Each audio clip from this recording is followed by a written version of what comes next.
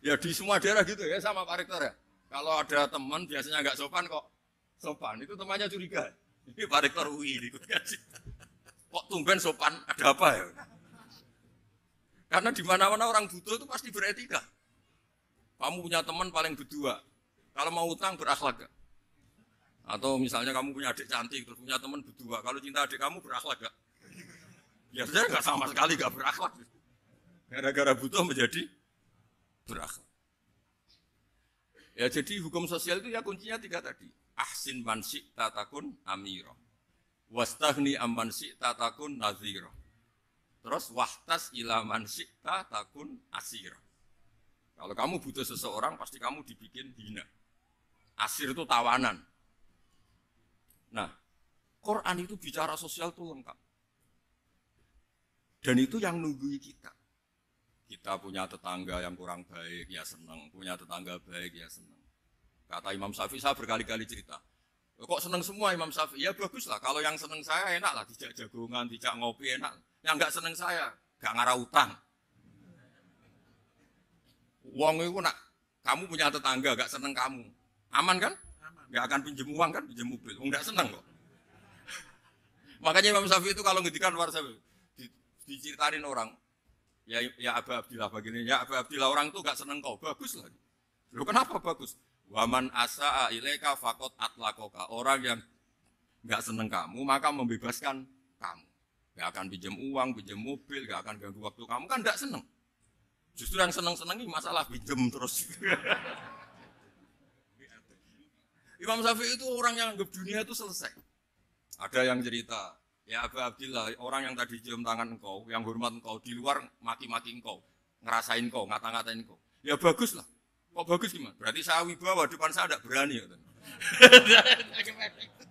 Berarti saya wibawa, di depan saya tidak berani. Berarti itu makomnya sudah kulillah, sumadarhum fi khawdihim, ya labun, sudah dunia itu selesai, sudah agak penting semua. Nah, itu kalau kamu anak-anak bagi ahli Quran, sudah ayatnya kulillah, sumadarhum fi khawdihim, ya labun, sudah lihat Allah saja agak penting, makhluk-makhluk itu. Nah, makhluk semua agak penting, penting Allah.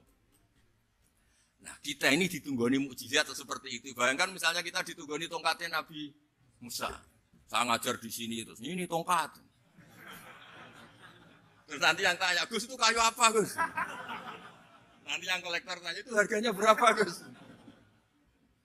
Ruwet apa? Terus yang ahli suudon, itu asli gak Gus? Wah. Yang ahli suudon kan mesti tanyanya gitu, itu asli gak Gus? Repot-repot pokoknya.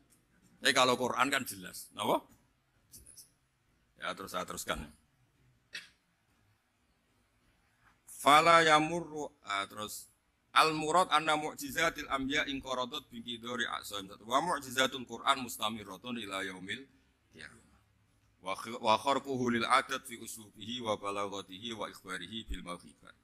Terus kata ini yang ngarang Fathul Bari sarahnya Imam Bukhari.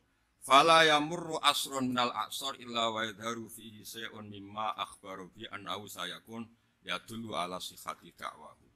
Wa hadza aqwal muhtamilat. Wa takmiluhu fil ladzi ba'da. Wa qilan ya. Anal al-makna anal mu'jizat al-madiyah kanat khissiyatan tusyahadu bil absar kana qati Shalih wa asa Musa.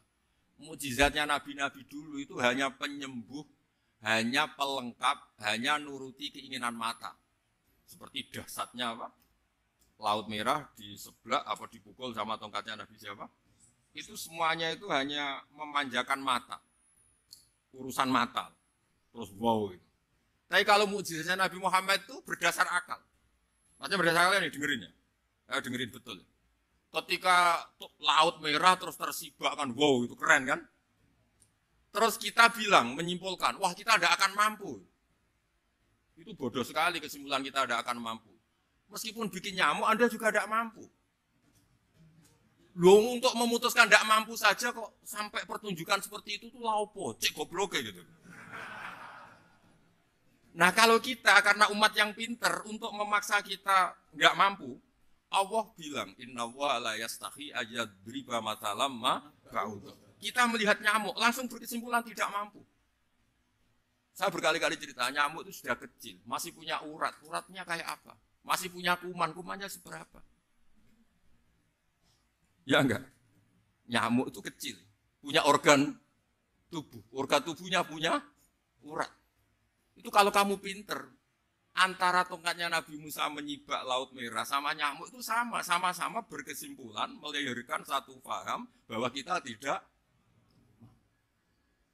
Untuk memaksa tidak mampu saja kok pertunjukan ada onta keluar dari batu. Nakotu soleh, ada tongkat yang bisa mengeringkan laut. Cik goblok ya.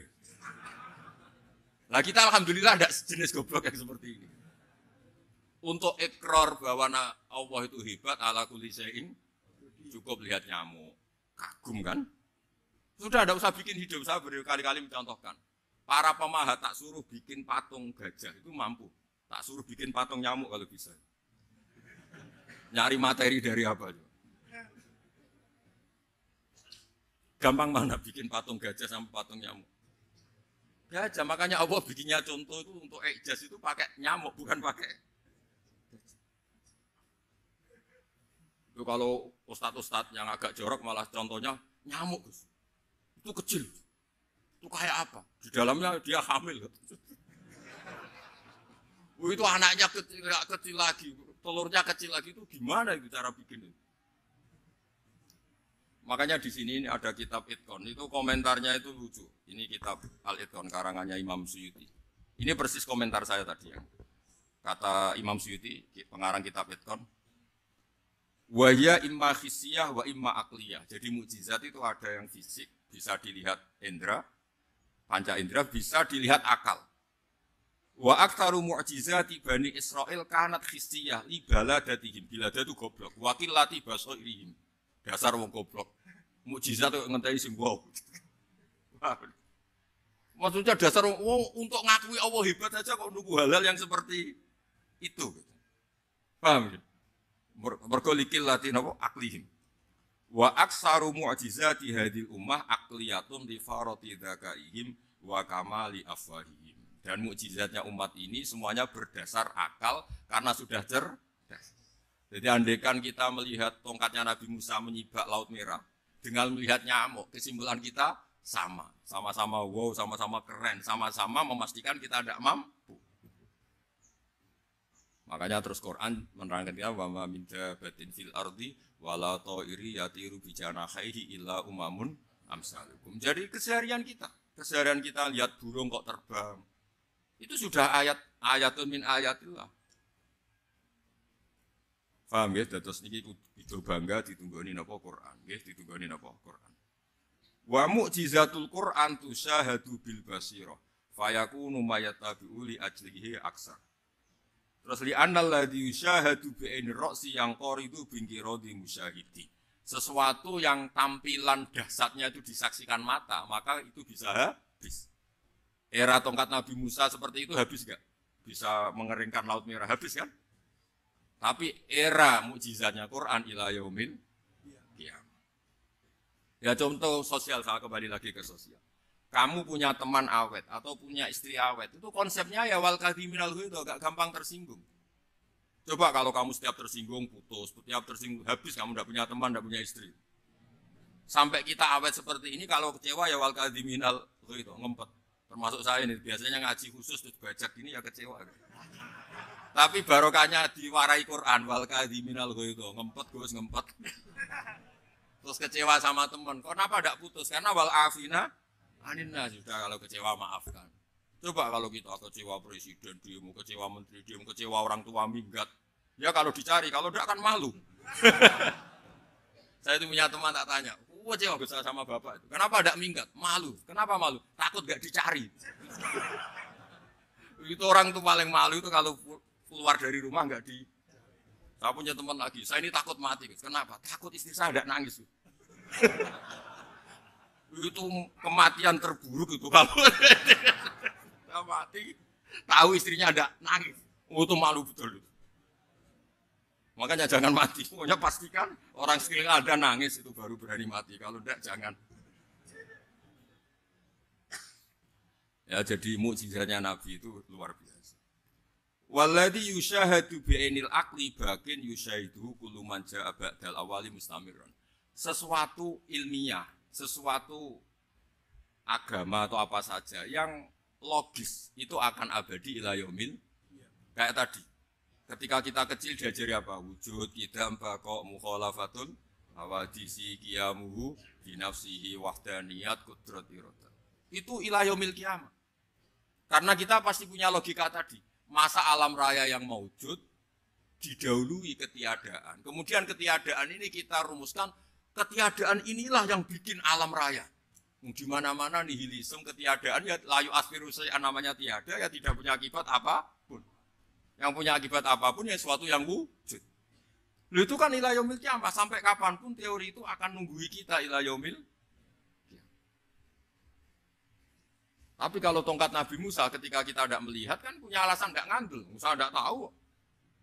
Tapi kalau kamu seperti ini, orang paling mulhid sekalipun, paling ateis sekalipun, terus ditanya, bisa enggak Anda mulai angka di luar angka 1? Tidak bisa kan? Makanya benar Imam Amudi tadi, ketika diminta Allah, istadillah ala wahdaniyati bi hadrati malaikati. Tolong ajarkan kenapa manusia begitu yakin kalau saya ini satu, padahal mereka tidak melihat saya. Terus beliau ngendikan apa? Nisbatus naini wassalasa ilal wahid nisbatul far'i ilal asli. Angka 2, 3 sampai enggak terbatas, semuanya dibanding angka 1 itu nisbatul far'i ilal asli. Semuanya itu cabang dari angka 1. Itu mbok siapapun enggak usah ditunggoni nabi, enggak usah ditunggoni wali. Logikanya akan seperti itu. Itu yang dimaksud apa? Walladzi syahadu bainil aqli bakin yusyahidu man ja'a badal awal mustamir. Ya ini masih ada waktu seprapat, ini ijazah. Kalau ijazah enggak boleh tanya, ijazah ini.